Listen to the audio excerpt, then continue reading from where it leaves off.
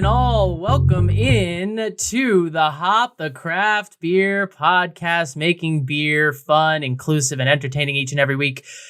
I am Stephen Humes, joined as always by my co-host extraordinaire, Gabriel Apria. Yo, what's going on, everybody? Thank you for joining us for this wonderful Thirsty Thursday. It's round 121. Gabe, what's the square root of 121? Fuck if I know. 5. I thought I'd give it a shot. I don't know. It's 11. Oh, that makes more sense. I didn't do well in math. I like the number 121. It's a what do they call it? A palindrome number. All right, Steven, we get it. You're smart. Okay, Maine Beer Company is where we're Not going. all of us know what the hell's going on. We're here to drink beer in an inclusionary. That's what it's all about. Yes, if whether you're good at math or bad, welcome in. Maine Beer Company. We're going back up to the state that is Maine. I was gonna throw out what they call it. Like there's, like the Constitution State. What do they call it? I don't know. That's why I stopped. The lobster state, because apparently you can get good lobster. I don't know. In Maine? Yeah, definitely. Oh, yeah. This is a brewery I feel like every well-known brewery at this point is like they should have done that by now. But whatever. We have a lot, and we wanted to hit them all. And so we're adding Maine Beer Company to the list. We've got 3 awesome beers, one of which you probably know what we're drinking. The other 2, maybe not. We're going to keep it fun. We're going to keep it light. News and notes, other beers. We have a sad/fun topic, and we're just ready to dive in. So thank you guys again for joining us. Maine is the pine tree state, for the record. There we go. That's according to the Google. Maine is a weird place, and I feel like it's like in New England, so it feels like it should be right there, like Vermont, New Hampshire, Massachusetts. You spend a lot of time in all those places, but Maine feels like so far away to me. It does. From all the other ones. It does feel far, especially because, from like New York and Connecticut, it's a bit of a drive. Have you ever been to York, Maine? I have no idea. I've been to wherever there's an LL Bean factory. I've done some skiing in Maine, but I will be in York, Maine very soon for a wedding, so I'll report back. Great, love to see it. We've had a few Maine breweries on the show, Allagash, as well as Mass Landing was a Maine brewery, but it's been a minute, so we're back in Maine. I really want to stop saying Maine, so let's just get into the news, shall we? Beer news. Okay, so trends and highlights and things of that nature. This may be hard to believe, but we are moving into August. In fact, the day this episode drops, it will be August already. So Oktoberfest beers are out. They're hitting the shelves. I am already seeing some fest beers, some, those fall flavors, those Marzens, those lagers are coming out. So get Don hyped. Your lederhosen. Which means our Oktoberfest episode is not far off. So it's time to start thinking about what we're going to do. Lagunitas has a new look. That's fun. Why not? Wow. Why not mention that? It's like they kind of, they're just rebranding a little bit. It's still the same Lagunitas IPA that you know and may or may not love, but they added like a dog on it. It's got like a red vibe to it now. It's like a red and black label. It's kind of entertaining. I've definitely seen that dog before, maybe, but yeah, it's new, it's fun. Rebranding is always a good way to go. Shake things up a little bit. Shout out to a new brewery, Sunken Ship Brewing Company. We don't talk about new breweries very often on the show, but we just felt like we have had so many brewery funerals, as it were, that we'd give some well wishes to a new brewery in Minnesota. Thank God. You know, they're well done, guys. Welcome. And if we can get your beer, we'll throw you on the hop. Yeah, that would be cool, because I don't know if we've ever had a brewery from Minnesota before. Couldn't tell you. I don't think so. It's been 120 episodes. We're losing track at this point, but Sunken Ship Brewing, we wish you guys well. May you fare well in the industry. Their building looks cool. And finally, supply chain issues, which are less fun. We've talked a lot about the can shortages. There's also a carbon dioxide shortage that we have talked about, it continues to be an issue, and it is now moving into the state of Massachusetts, which brings us to our first real story, which is that Night Shift is suspending operations at their Everett facility almost entirely. They have Night Shift has been on our show. They've had their issues for sure, including that they were one of the breweries named in the whole Brienne Allen Brave Noise situation. So they've definitely had some stuff going on, but this CO2 shortage is kind of a thing that just put them over the edge, along with the can shortage and all that. So they're going to keep brewing their beer and keep producing at the level that they have been, but they're going to be doing it out of Jack's Abbey nearby in Framingham, as well as the Isle Brewers Guild, which is in Rhode Island. So the company says that production and distribution will continue as usual, which is good. However, definitely going to see jobs cut. They made this announcement last week, and they told employees there that they could see their jobs terminated as soon as literally the end of the day that they made the announcement. So definitely jobs being cut, not good for the company. They did say in a statement that they've known about these issues for many years. They've been trying to solve the problem, investing millions of dollars in equipment, things like that. They had plans to build a new brewery in Philly. They scrapped that after the pandemic. So it's been a weird just period of ups and downs for the old Night Shift crew. They originally announced this on their Instagram, I believe, on their story, and then eventually made a post about it. I believe I remember they did throw out a number of how many people they're cutting. However, in the interest of getting it wrong, I just won't say because I don't think I really know the number. But yeah, unfortunately, this is something that breweries face with and have to deal with. And Night Shift, we hope you can get back on track soon. Yep. We hope you can get it together, guys. Did have good beers. Issues in the brewery, for sure. But some good beers. So we'll see. Sierra Nevada. You know them. You love them. They're great. Ah, crap. We got this funeral music. Is it? I was wondering if I should play it or not, but I think it's worth it. I mean, I think it's worth it. It makes me giggle a little bit every time. They are closing their Berkeley tap room. It is known as the Torpedo Room. It had been in business for nearly a decade. Also, they announced on an Instagram post last week that it was finally time to cut the tie and lay it to rest.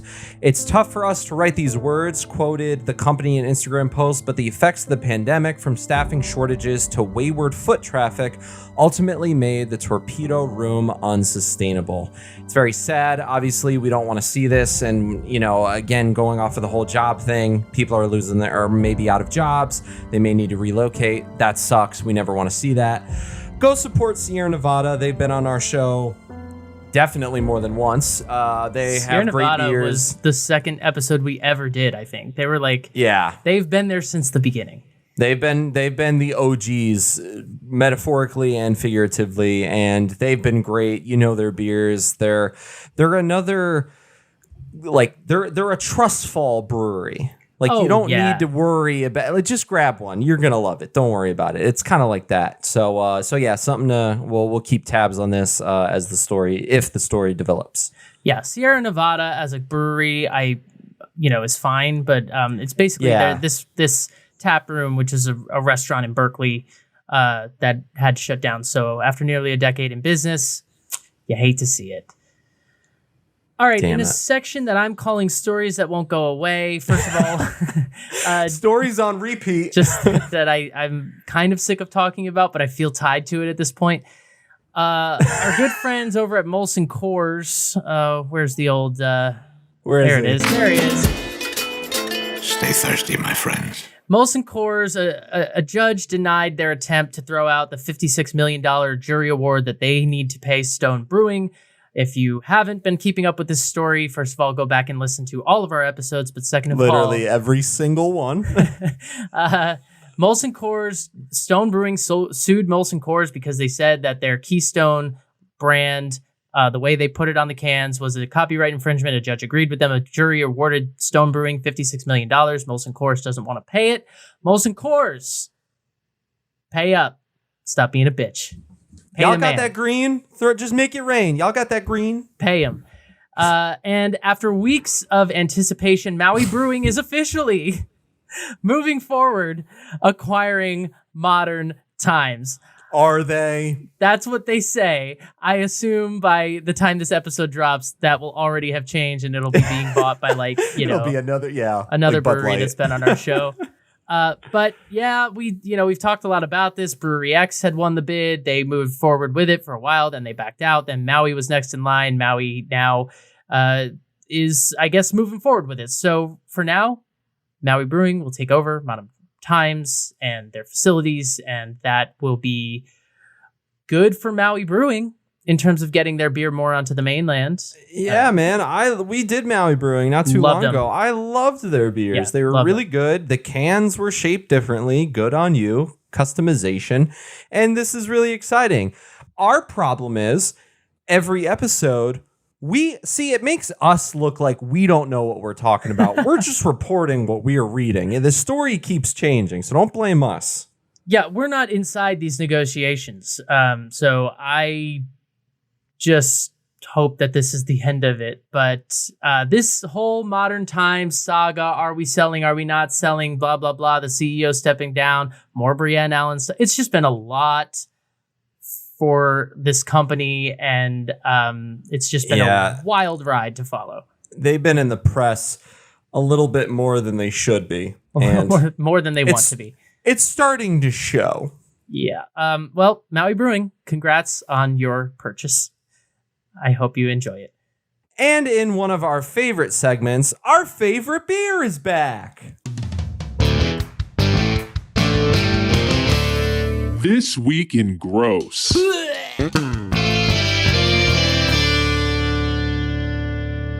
Notice the sarcasm. This beer haunts me.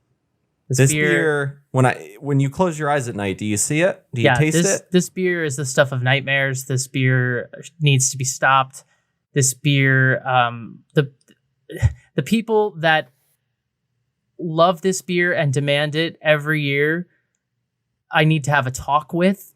Just a slight intervention. I'm not saying that they're bad people, but I am saying that they are incorrect. If you don't know what we're talking about, it's Four Quarters Tomato Basil back on the scene. We are sorry to say. The brewery announced that we don't cover beer releases on this show. But this one we do. This has been a This Week in Gross in the past, so we don't have to spend a lot of time on this. But look, the brewery said it is with great pleasure that we announce the release of our fan favorite Tomato Basil, a 5% sour ale made with local basil and roasted tomatoes. Gabe and I did this as a video. You can find it on our YouTube channel under the playlist Other Fun Stuff or something like that. It's called something like that. And there's a whole video of us tasting this and the pickle beer from Four Quarters. Correct. And it was tough. Let me tell you something. We struggled to get through that. And as we have made you guys know very well, we don't leave beer on the table. It's just something we believe in. We don't let beer go to waste. So when the cameras were turned off, we had to finish this. So basically, it's like drinking pizza sauce that's a beer and is carbonated. And if you're gagging like we did, correct. You're in the right place. What's fucked up about that is that we had to buy 4 packs of these beers. So... Or no, we had to buy 2 of each. We bought 2 cans of each, but we ended up splitting 1 can each. So we had to walk away. There was 1 can of each left, and we had to walk away with it. Gabe took the pickle because it was objectively the lesser of 2 evils, thereby sticking me with the tomato beer, which, for the record, is still in my fridge. Hey, you know what? You gave me the option. You said, which one do you want? And I think before he even finished the sentence, I was like, pickle. Because I just didn't trust that you would keep the tomato. I just thought it would end up in a trash can somewhere if I left it with you. To be honest, I moved recently. It probably wouldn't have made the move. And what's ironic is I didn't mean to pack the pickle. I meant to leave it at my old apartment. But for some reason, I was going through my fridge and I was like, oh, crap, this is here. It made it. Damn it. I was pissed. I don't trust you because of what you did with those vodka waters, those coconut waters we had And I knew I couldn't leave the tomato in your hands, so I took it, but I still haven't found anyone to take it off my hands in like a year, which makes it worse because it's a sour, so it doesn't have that kind of shelf life. So it's going to be worse than it was, but it will not go down the drain. I promise you that. No, it will not. And this one's tough. If you really like this beer, please tell us why. It was tough, but it's back, and it gives us a reason to play the drop. So here we are, 4 quarters. Let's once again, as we always say, 4 quarters. The brewery, love you guys, love them, great beers, amazing. You've got awesome, dope IPAs. You've got a great West Coast IPA, the brown ale. I found one recently. It's Sky something. I don't remember the name of it right now. It was so good. It's a dope IPA. The brewery as a whole is amazing. But these 2 beers are just like, why? Why are you doing this to us? We say it with all the love in the world. Stop. Please stop. Okay, that said, we're going to go to another New England brewery, and that is Maine Brewing Company. And I propose a toast. Okay, this is a poem first published in an issue of the New Yorker magazine in June of 1952 by a Mainer. His name is Alistair Reed. These islands are all anchored deep, dark down, pines pitch thick, gnarled green, and rich of root, logs lying, lopped boughs, branches, broken rock, the bow of a boat, the length of a life, weed water. I am an island. This is nearest home. Time is called morning, clinging, moist, mist-ridden. Days are disguised, the houses are half trees, wind in the attic, sea in the cellar, words all alien. Though sun burns books, blinds eyes, I see through to the bone and the beginning. Tomorrow waits for the net. Today tells time in circles on the trunks, in tides. Boats are lucky, love is lucky. Children are kings, and we must listen to the wise wind, saying all our other lives are lies. That is called Maine Coast. It's a poem about... You had me at moist. He had me at weed water. I was like, yeah. I can't believe that's in a poem, for real. All right, let me turn this off. Nobody's getting Yeah, married because today. he knew what he was doing. Well done. Well done, Alistair. All right. And with that, 3 beers to get through. Let's go to Maine Brewing Company.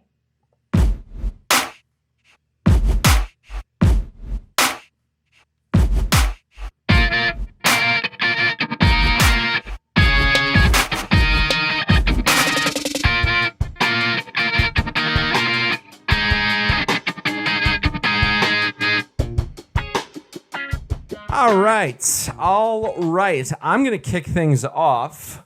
We are going to start separately and then join in later. I'm going to start off with this beer is called A Tiny Beautiful Something. It is their pale ale, and apparently from what I've read online, it's dope. It is a year-round selection, 5.5%, no IBUs to speak of. Beer Advocate gave it a 90. Untapped gave it a 3.94. There are El Dorado hops. It is the only hop that is in this beer. The malts are American Two-Row, Caramel 40L, Carapils, and Flaked Oats. From the website, our single hop pale ale brewed to highlight the flavors and aromas of El Dorado hops. That was less exciting than I thought it was going to be, but that's what they wrote. On the bottle, there's a quote from someone named Alice Walker. In nature, nothing is perfect and everything is perfect. Trees can be contorted, bent in weird ways, and they're still beautiful. Lovely. Love that journey for us. You know, this brewery has a lot to do with and we'll talk about it, sort of nature, giving back to the earth. They have a whole program about it, which is one reason that toast felt really appropriate for me, because it's just sort of like, it seems like, I don't know, you just don't think of Maine being like nature and the coastline and stuff, but it is, though. I mean, it's like a lot of it is on the water, right? Oh, I can't see the map. It's behind me. But it is. And so, a lot of their beers have like names related to nature or trees or islands or different things like that. Yeah, it's great. we love nature. You got to get outside and enjoy it and keep it safe. #recycle. Hot take from the hop. We love nature. We love nature.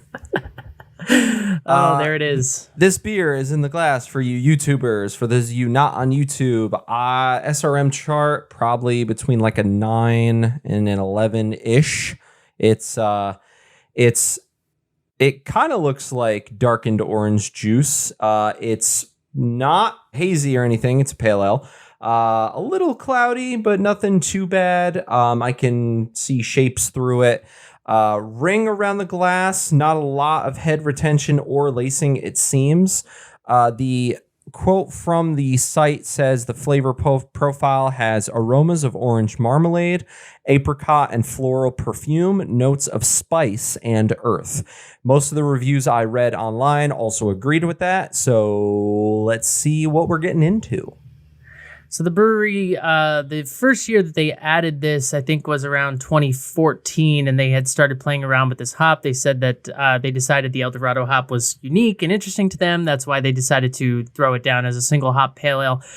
Whenever breweries do single hop, whether they're IPAs or pale ales, it's nice because it really allows that particular hop to shine in the way that only it can. And so you don't end up sitting there going, yeah, that's probably the citrus, the mosaic, the whatever coming through. You go, no, okay, this is El Dorado. This is what El Dorado does. So this is sort of brewed as a celebration to that, with a touch of flaked oats in the malt build as well, to sort of silk it out the mouthfeel, apparently, according to what I've read. I want a shirt that says silk it out. Silk it out, baby. And when someone asks me what it means, I'll say, I don't know either. It smells hoppy. It smells earthy. It smells a little spicy, but it smells orange. It smells citrus. Orange marmalade is perfect. It's right on the nose. It smells, this may not be the best. It smells like sticky in a way. It not in the sense of like, stick your hand to something. I just mean like, just those juices, how when you drink like a fresh fruit juice smoothie or something like that, there's like the flavor it sticks in your mouth a little bit. Like I feel like I'm getting that off of the smell originally. I'm getting a little bit of zest, definitely the floral notes, which is really nice and interesting. If I had to guess, it smells like a very low ABV IPA in a way. Just because it smells pretty hoppy. Yeah, that's what a pale ale kind of is, I guess. Yeah. So that makes sense. But in terms of the hoppiness that you are getting, like the citrus, are you finding it more tropical or less tropical? Because the El Dorado hop, according to the company that makes it, which is Yakima Valley Hops out of the Pacific Northwest, they do kind of marketed as like a pineapple-y tropical hop. I'm not getting that, but I think for me personally, I'm just getting more orange apricot. But fair enough. The whole pineapple tropicalness is there. I just don't think it's that strong for me. More stone fruit, watermelon type, that kind of thing. Yeah, kind of. I'd just say more citrus overall. But again, my nose is different from other people's noses, so it could be a little bit different. Just like my taste buds are different. And if you don't mind, I'm gonna give her a spin. Do your thing. I like that you said my nose is different from others. It's like when we look at the SRM chart and we're like, depending on your light, depending on your chart, depending on your nose, depending on if you have a green screen behind you, it all depends. Yeah. Well, then if it's green, it won't show up. We know that. Why am I holding that? If you're on YouTube, I'm sorry, that was a weird moment. How does that taste, Gabe? It's great. Yeah, I'm going to say it. Easy to drink. It's easy to drink. Okay. I didn't want to say that, but I think I am going to say it. I think this follows the nose very well. I think all of the smells on the nose is what is kind of replicated in the taste. It does have a little bit of that earthiness. I think there's more earthiness in the smell than the taste, which is not a problem at all. I think it has a lot of that citrus quality to it. It's got great carbonation. The back end is not really that bitter, if that at all. It's pretty easy to go down. On the taste, because it has the flaked oat malts, I am getting a slight bit of creaminess of that flaked oat concept, sort of, mouthfeel. Yeah. I mean, it's just, we've had so many beers that have flaked oats in it, and it makes it a little more smooth or a little more creamier in the mouth. And that definitely comes through. It's not, like a milkshake IPA or anything like that. It stays true to the pale ale form, but it's bright, it's refreshing, it's got a medium body to it. It tastes good. I'm drinking out of this. It looks like a giant bottle, but it just says it's 1 pint. Wait, you poured it, right? Oh, you yeah. said that, yeah, no, you said that like it. you were swigging from the whole. Oh, no. Just... I got the classic beer mug. There we go. I'm keeping it classy. One of these days we'll drink from the 750 ml bottle just because we're idiots, but no, but today. all their beers come in these 1 pint plus 9 fluid ounces. They're like a little larger than a pint. It's kind of dope. It's a good marketing strategy, but I enjoy it. I think it's thirst quenching, but at the same time, it makes you go back. It makes you go back for more sips. Like I need to, like I'm thirsty again, so I got to keep sipping on it. Mm-hmm. Poor me. And I love the quote too from Alice Walker, the nature quote. Because I looked for it on the website and I was like, oh, this is just on this bottle. I feel like this is a special little occasion here. So, big fan. All right, I'm jumping in here because I don't like watching you drink and not drinking with you. So I am doing the Little Whaleboat. I'm all about the IPAs today, and this is the first one that I'm going with. Little Whaleboat IPA. It is a 6.5% ABV IPA. Untapped has it at 4.02. Beer Advocate has it at 91. On the bottle, this is the quote from the company. It says, Little Whaleboat Islands, made up of Little Whaleboat, Nate, and Tuck, are a cluster of 3 small islands and ledges in Casco Bay, a vital link in the chain of protected islands conserved by Maine Coast Heritage Trust. See, that's what I was saying before. Protection of these islands provides sanctuary to a range of wildlife, including seals, seabirds, shorebirds, and wading birds, while preserving a unique place off the coast of Maine for future generations to experience. No wonder you picked this beer. It makes sense because of how much you love birds. It's doing it for the birds. The brewery promises a flavor profile of aromas of mango, pineapple, grapefruit, and pine with floral notes of rose and chamomile. The hops are Citra, Mosaic, Columbus, and Talus. The malt is American two-row, Maine, Malt, House Pilsner, Blue Ox Wheat, and Blue Ox Light Munich. Nice. So take all that in. Here it is in the glass in all of its glory. It's on the SRM chart. I'm putting it around a 3 or a 4. It's pretty pale yellow, golden yellow. It's got a little bit of cloudiness to it, but it's not a hazy IPA. So that's interesting. It's pretty, it seems pretty well filtered to me. It seems like it's more in the West Coast tradition than the New England one, which is interesting, especially with those Citra and Mosaic hops. Get out of my head. I was literally just about to say, I feel like we're going to get a classic New Englander. Yeah, but I mean, that's not what it looks like to me. Yeah. It looks clear, and you can kind of see. I mean, you can kind of see through the glass. If you're watching on YouTube, you can take a look at it. So, yeah, here we go. It poured with a short but noticeable fluffy white head. It does have some decent retention. It's still there. The lacing seems to be there. It just seems pretty frothy in the glass, and I'm going to dip my nose in it right now.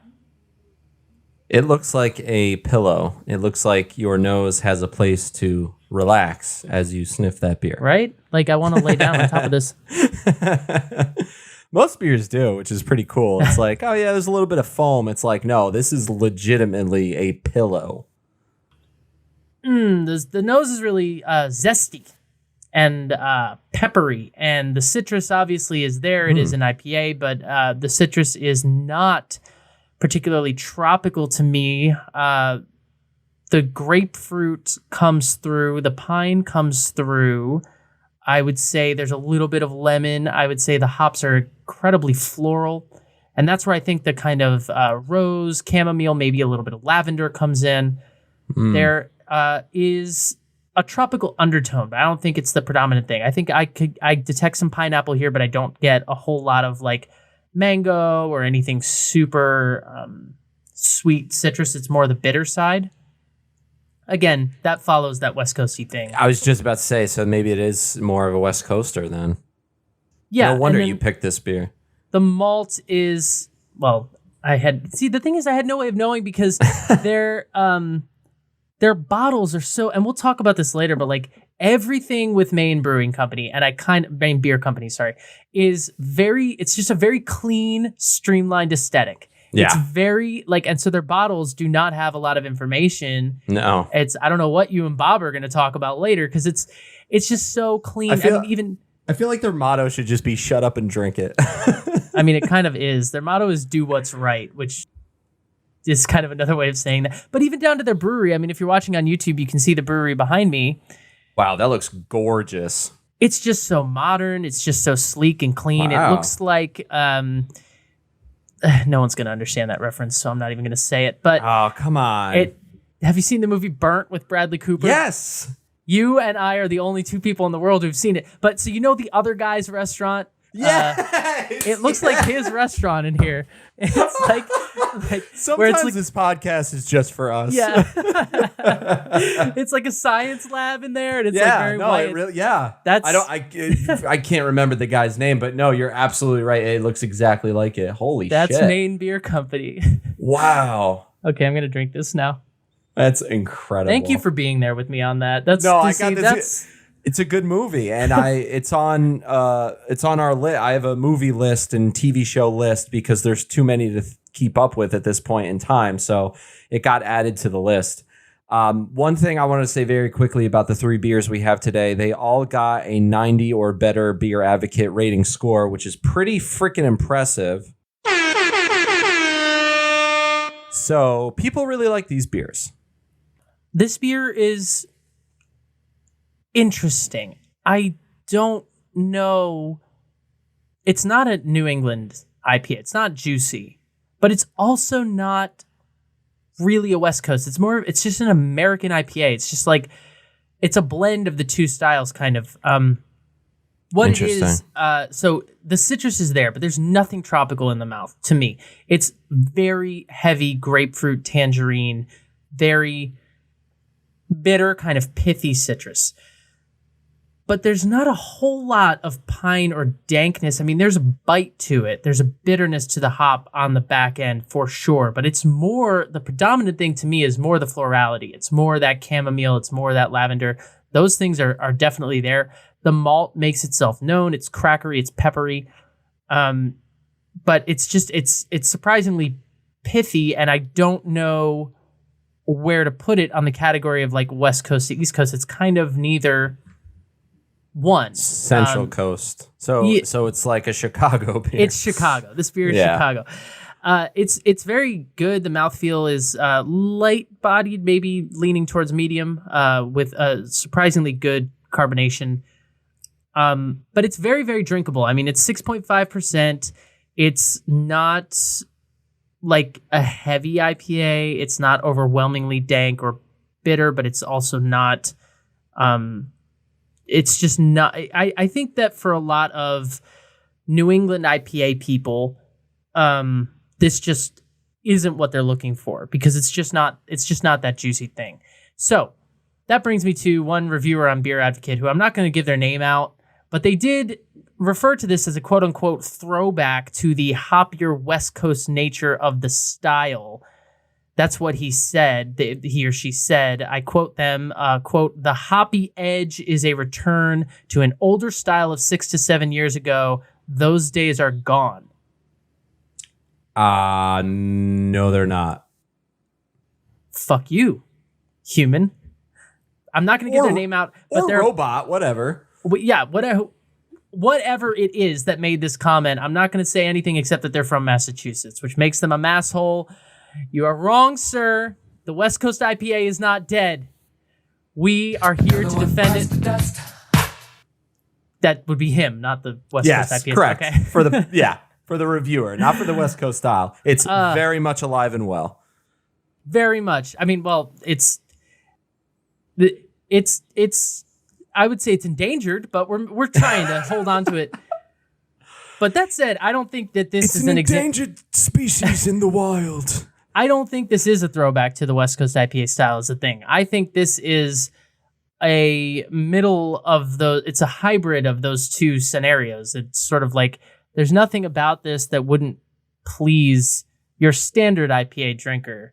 But I don't even think sometimes when I think of like classic old school West Coast IPA, Dogfish Head 60 Minute comes to mind. Right. Yeah. This is not anywhere near as bitter as that beer is. This is not that kind of bite. It is citrusy. It's just not a juicy citrus. So they took a West Coast style and brought it a little more east. Yeah, I mean, I would say that this combination of hops, the Citra Mosaic, just make it incredibly citrusy. There's not anything like a Centennial in there to sort of like bring the punch of the bitter. And also the malt bill is so complex with the two-row and the Pilsner malt and the wheat and there's a lot of that going on that makes it very crackery. So it really drinks more like a pale ale to me than an IPA. That's interesting. How I feel about it. It's would you good. Would you order it again if we were at the brewery?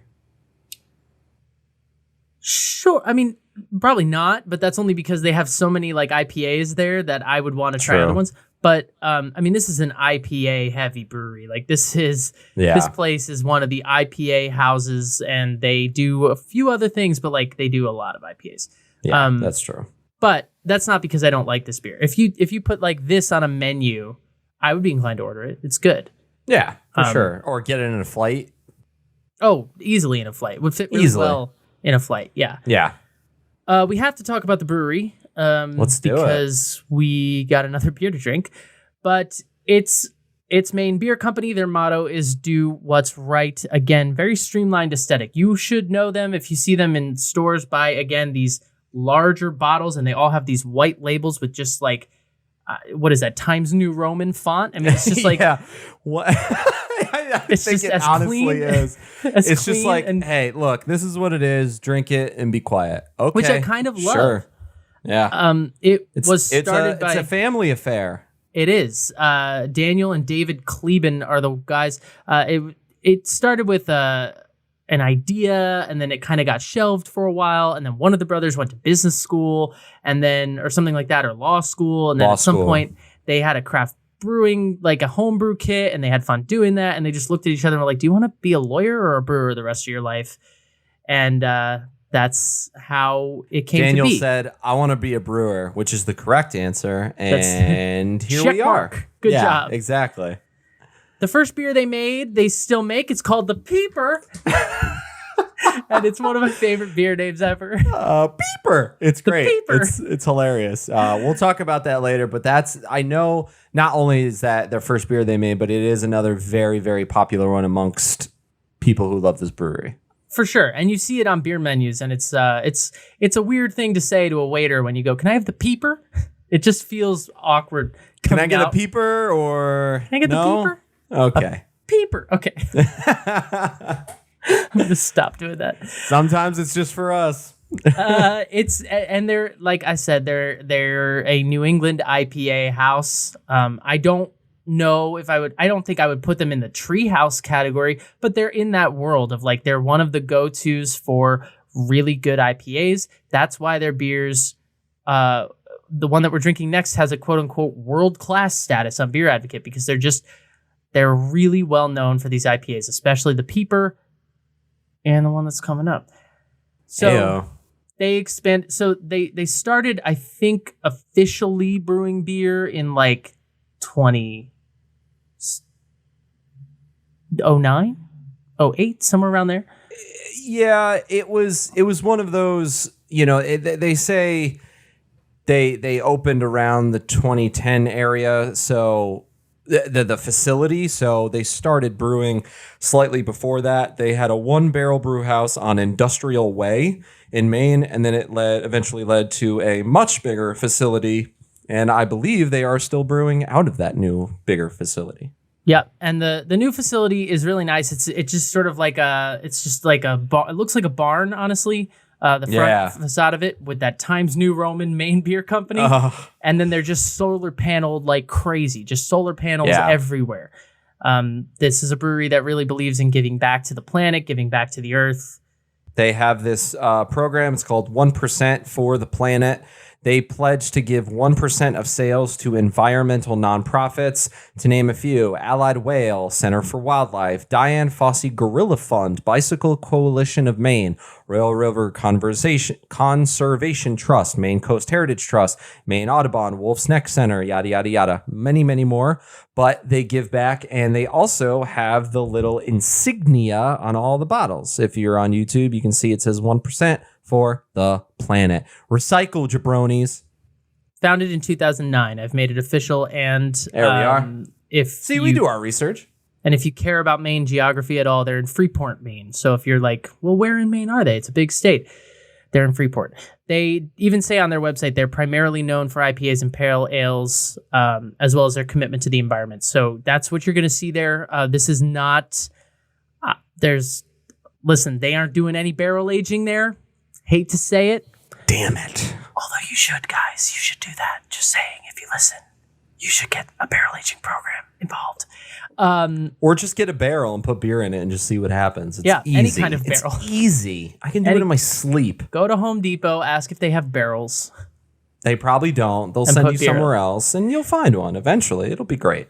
They moved to a 15-barrel system and a 30-barrel fermenter, which is what they're working on today. They are. It is kind of shocking that they've taken this long to make it to the hop, because they have distribution in like 38 states or something like that. They're kind of all over the place. So if you're trying to find them, they're 32 states and the District of Columbia. They're everywhere. Yeah, I've seen this beer so much, especially at my local beer stores where we buy beer, for the show. It's just, in the New England section, in the IPA section, you can always find one or two options from this brewery. So they're everywhere. 32 states. You know what state isn't on the list, Gabe? What state isn't on the list, Steven? Montana! We just haven't done that in so long. It's been a while. It's been a long time. Montanians, you guys are missing out. Okay, we have to move on. I'm feeling kind of, I gotta be honest, Gabe, like I'm feeling hungry. Like you want to eat, right? Yeah, like it's almost like is it lunchtime? I think it's time to eat some lunch.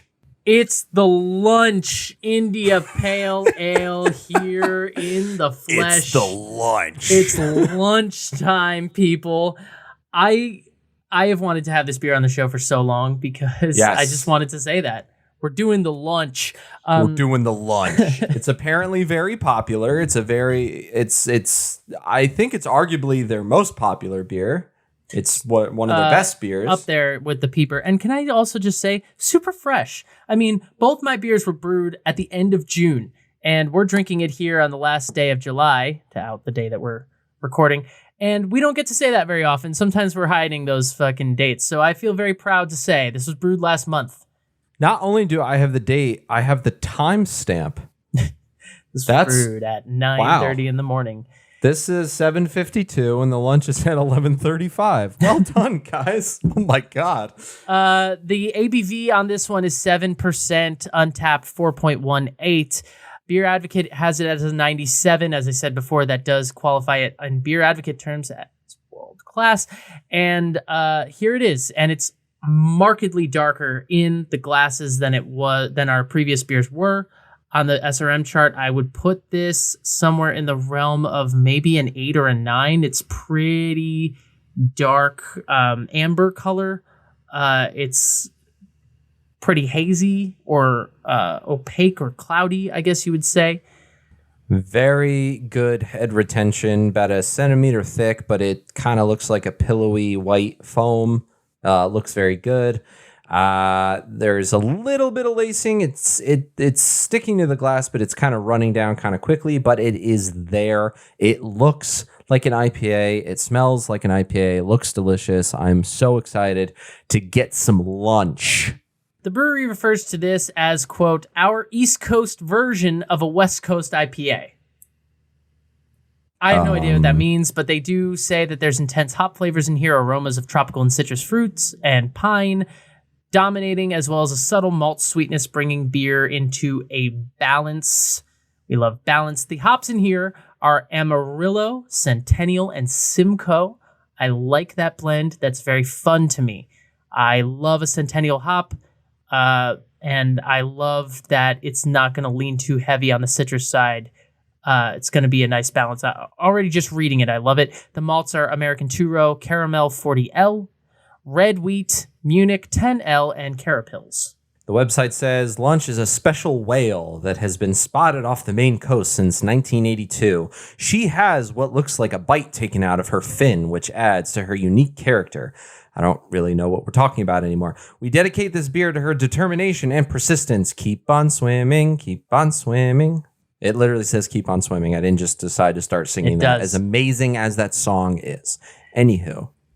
I really like the nose. It's all the citrus and the orange and the grapefruit, but there is a sweetness to this, which I didn't find on the little Whaleboat. This has sort of a candied citrus quality to it. I guess it's a little bit more tropical, definitely more like mango in this, but there's a sweeter quality to it, which may be some of the malt coming through as well.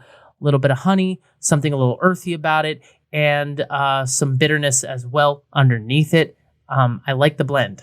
There's a little bit of dankness, though. There's a little bit of piney, hoppy bite smell. So I'm assuming, at 7%, we'll get some sort of bite, if not a nibble. But we're going to get something, and it smells earthy. It smells dank, and that is always fun and refreshing for us. And a beer that looks like this and smells like this, I mean, you can't go wrong. Yeah, I mean, let's just drink it and get at it. Maine Beer Company, known for their IPAs. This is why. Yeah, classic IPA. Solid notes, solid tastes. It follows the nose, honestly, pretty well. This is the second beer for me for this company that's followed the nose pretty well, and that doesn't happen a lot, so that's pretty cool. Orange, I'm getting a little bit of lemon. I'm getting a little bit of grapefruit. There is a little bit of that tropicalness in the background, I guess. I feel like I'm getting more like orange, lemon, grapefruit more than the rest.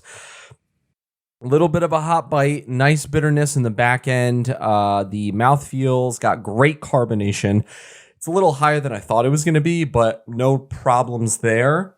Tastes really dope. I like the pininess of it. Definitely tastes like 7%. I'll give it that. Yeah, I think this beer is insanely drinkable. I think I agree. It completely follows the nose. I think that the taste is you get a lot of citrus at first, but there is a really nice backbone coming from primarily the caramel like malt that, as they said, really brings it into balance, and it does. It complements the hoppiness. It's pretty dry in the mouth, I think, mouthfeel-wise. It's got a nice bitterness and a bite to it that doesn't linger for too long. I see what they mean now about the East Coast, West Coast hybrid situation. I get it. It's got the West Coast bite. It's got the citrus of New England, and those things come together in a really interesting balance. What I don't know what to do with is the Whaleboat that I had before it, because it's like, well, the Whaleboat wasn't really New England or West Coast, but it also wasn't really a hybrid in the way that this is a hybrid, so I don't know what to do with it. So does the lunch make the Whaleboat like less in value? Did it diminish some of it for you? I just wish the Whaleboat was called a pale ale and not an Indy pale ale. I think that's what it comes down to for me. It's just like, it's good, and it's good as an IPA. The problem is, it's just like, it's not it's not juicy enough to be one. It's not bitter enough to be the other. And and this is also that case, but this is more of a bitter IPA, and bitterness is kind of a distinguishing quality of an IPA. So this lunch is more that than the Whaleboat is, which makes me left with the Whaleboat going, I think that's just a pale ale, which is fine. It could be an American pale ale. That works. It works just as well in that regard to me. But what do I know? I just drink it. But back to the lunch. This beer makes me want to day drink, just because when you eat lunch, you eat it during the day. So that you do. I mean, this would just be a perfect pairing. I really like it. I think the malts, now that the more I sip it, the more I think about it, I think the malts are really coming forward in the background. I think they're a little bit stronger than what you would think, but it's not, getting in the way. It's not ruining anything. I just think it's very present and it's very noticeable. And so you taste it and you're like, oh, this, that, and that. Oh, and then there's the malty flavor to it. Like, yeah, it's in there. It complements everything. Yeah, it's insanely drinkable. And at 7%, this is the kind of thing that to be very honest, that like California just doesn't do as well with IPAs as the East Coast does. Maine Beer Company is known for their IPAs for a reason. This is a really good one. It's, featuring the hops that are in there. It's an interesting blend of hops. It's unique without being, having any weird ingredients or anything like that. It's just an IPA, but it's just unique based on the blend and the way they brewed it. And it's a really solid example of the style. If you don't like this one, they have like 6 other IPAs for you to try. So they've got plenty of options. The other thing is, all of the beers we've had, not just mine, not just yours, all of the beers are super fucking fresh. They've been brewed a month ago. They're very new. They're very clean. They're very perfect. And it's how we should be testing these beers. And it adds to the quality of it. And it just shows you, this company knows what they're doing. They don't mess around. These brothers figured it out. All right. Well, Can Art and Crafts is on the docket. It means we have to go to it. This should be short and sweet, but we'll let you get at it. So here we go. Okay.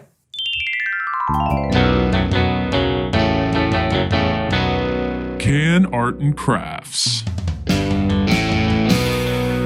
Yeah. Maine Beer Co. Your beers are good. Your artwork needs a little bit of flavor. So here we go. We're going to go. It doesn't make sense to go in order because most of these are the same. We've got just like a white logo. We've got ×2 Robin, Maine Beer Co., Freeport, Maine. On a tidy, beautiful thing. It's written in cursive and it's got some turquoise coloring in the font. That's nice.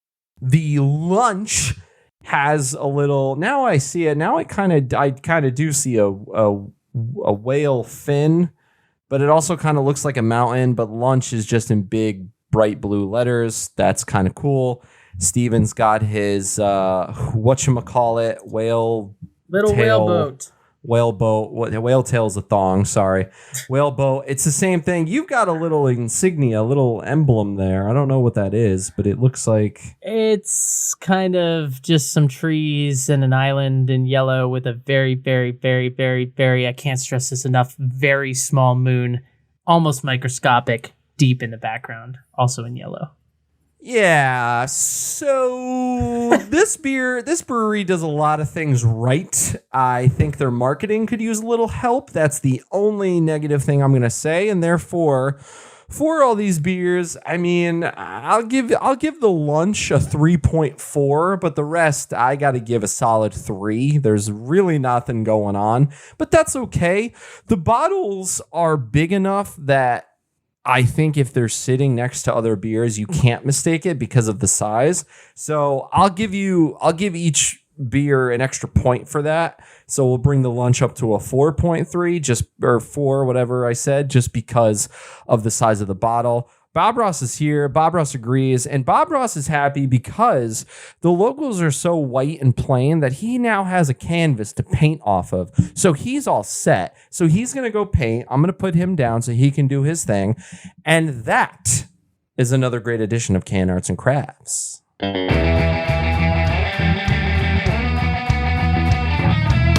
You know, I gotta respectfully disagree. I think sometimes a streamlined aesthetic can also be nice. You know, it's reserved, and that cohesiveness. I mean, you're the expert, but that cohesiveness is what gives them, like, that is their marketing. That is their brand. You know what I mean? Like, you walk into the beer store, there's a lot of stuff going on.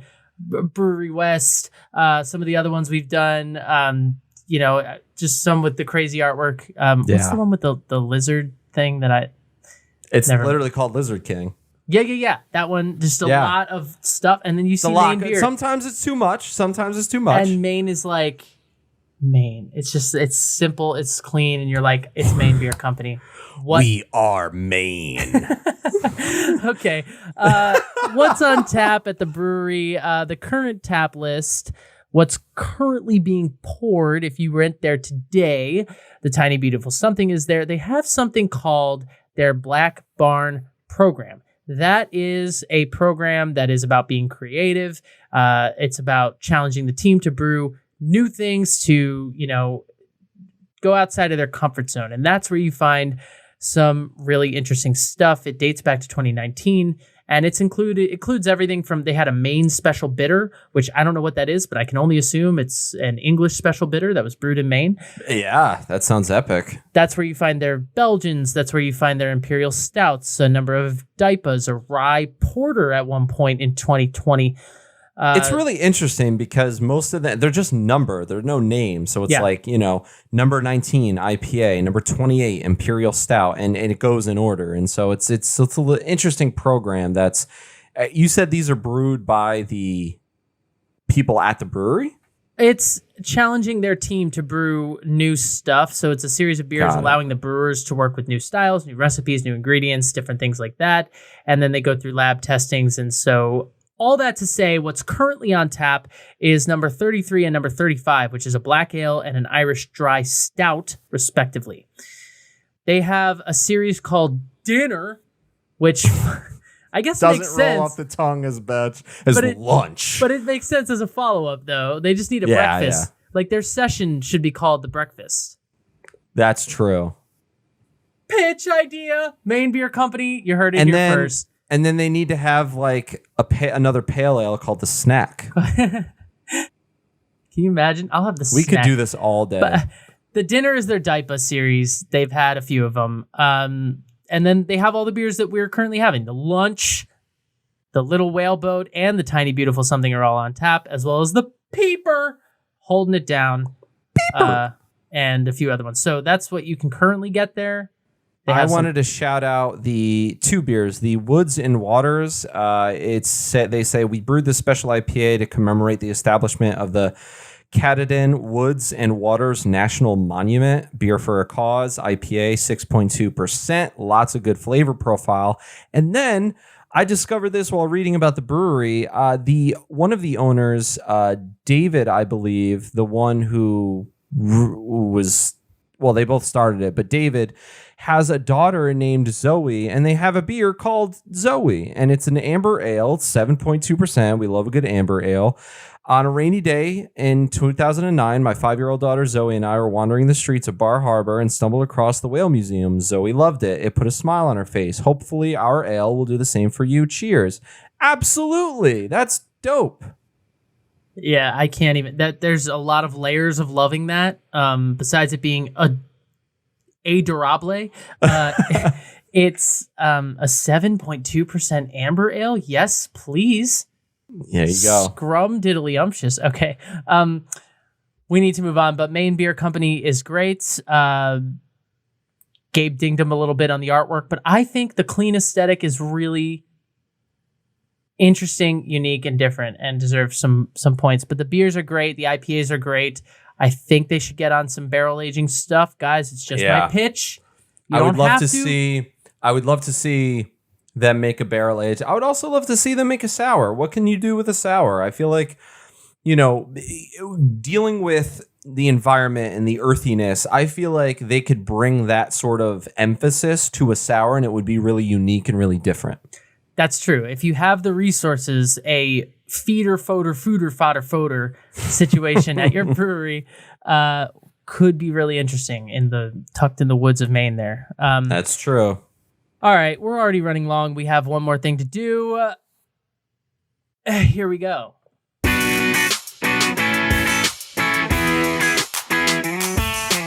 Last call.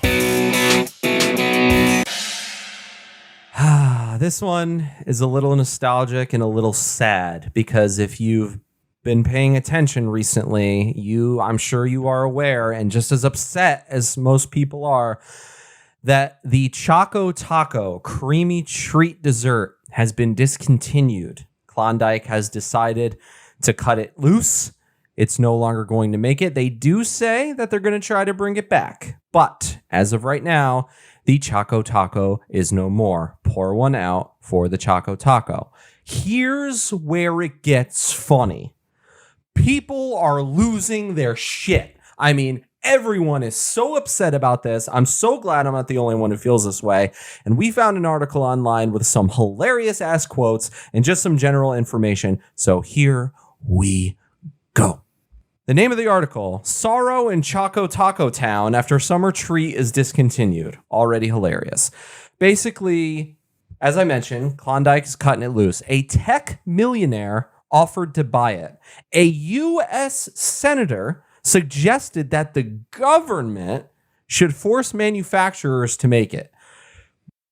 I don't know how you would do that, but some would. One quote we had from Twitter from a fan was, "There are bad decisions like getting a face tattoo or French kissing an alligator. Then there are horrifically bad, inexcusable decisions like discontinuing the Choco Taco. Amen, fan.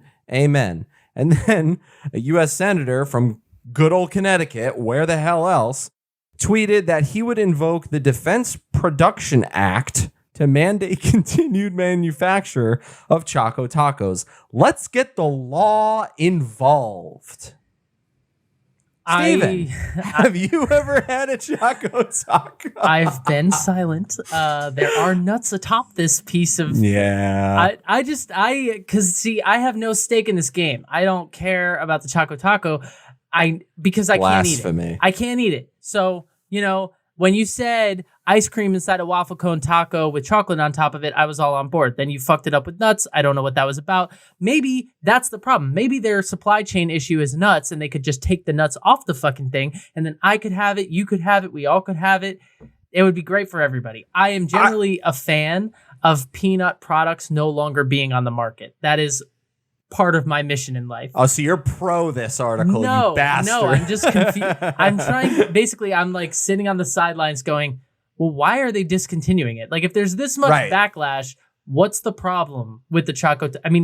Is the piece of machinery they use to form a taco out of a waffle cone suddenly too expensive for them to operate? Like, what could possibly be the reason that Klondike is looking at their portfolio and going, okay, yeah, we got the little ice cream squares with the chocolate thing on it, and we got a crunchy version of that, and we have whatever the hell else Klondike sells, but we have to get rid of the taco.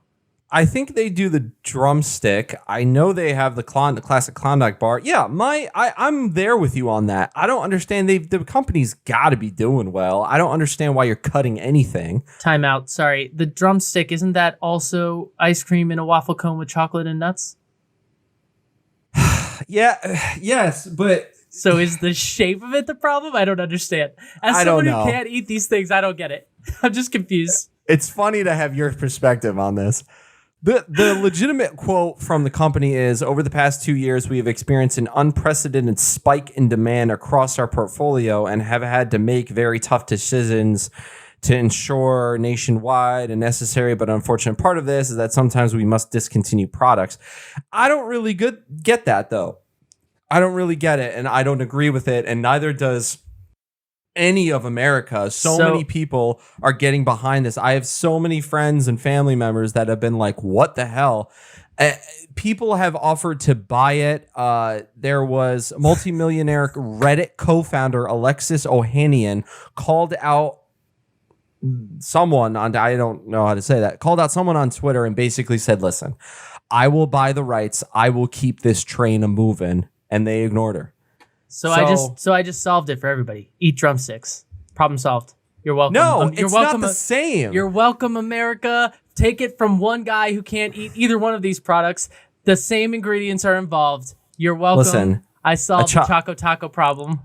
A Choco Taco saved my life once, and that's a story for another day. And for the other 3 people that know about the story, if you know, you know who you are. But the Choco Taco is so unbelievably good. It's apparently Taco Bell sold them for a while and stopped in like 2015, which I think would discredit the value a little bit because it's Taco Bell. No shade, they're okay, but like, no, I'd rather buy it at like a bodega or something. But I wish they would make Choco Tacos without nuts so you could experience it. It's so good. You said it. The full description, up until the nuts part, the description had you. I agree. It wasn't until you brought up the drumstick thing that I was like, well, yeah, this sucks. And then you brought up the drumstick thing and I was like, oh, so they still are making the Choco Taco just in a different shape. And now I've decided that all of you and the rest of America need to calm down. I do think it's funny that Senator Chris Murphy of Connecticut, go Chris Murphy, we love you. Keep doing what you're doing. But it had to have been a joke that he tweeted he would invoke the Defense Production Act. For the record, government. The Defense Production Act is what was invoked to like keep businesses afloat during the pandemic. It just gives money to companies basically so they can just keep producing stuff. Like they had to invoke the Defense Production Act to like keep hand sanitizer and like toilet paper on the market in 2020. And remember we're going when to use that it was now like, for Choco Tacos. hey, it's what's necessary in the moment. You know, we don't know how much longer we're going to be here with all the crazy bullshit that's been happening in this world. Sometimes you want a chocolatey taco treat to make your day feel better. And if you're just as upset as I am, America, I'm with you. I'm Gabriel Apria, and I support this Choco Taco message. But there are drumsticks, though, which have the same Fuck ingredients. the drumsticks, Steven. It's bullshit. I'm sick of the drumsticks. I shouldn't have even brought it up. But you did, and that's the point, is that the look on your face, listen, Hop listeners, go to YouTube, just watch Gabe's face when I said, isn't that the same thing? It is the answer. Like he realized in the moment, you could see it on his face. It's like kind of not though, because of the way it's shaped and the layers and where the placement of each item is. That's dumb. It's just, listen, dumb. The Choco Taco is a staple. We need to bring it back. I think we should get a petition and a coalition, that's a word, and get it back on the market because I would like to see it again. And I, someone who's never had a Choco Taco, just solved the problem for the world. You know what we need to do for you before we wrap this up, because I know we're running out of time? We got to figure out a way to get rid of your peanut allergy. There's got to be a medicine out there. Yeah, so there are like treatments for that. They do have I went through a process once to see if I was like a candidate, right? And the first thing they do, they're like, okay, first we're going to do like a scratch test. So they do they put things on your wrist or whatever, and they like try it. And they're like, once you get past that, then we'll do this next stage and this next stage and this next stage to make sure that you're like good to go. And then we'll like go through the process and we'll like desensitize you to your peanut allergy. They did the scratch test. That peanut shit blew up. They were like, yeah, you're going to be allergic for the rest of your life. So I would just strap. Yeah. Get out. They're like, just carry that EpiPen because you're in it for the long haul, my man. That sucks. Whatever. Sucks to be you. Okay, we have to go.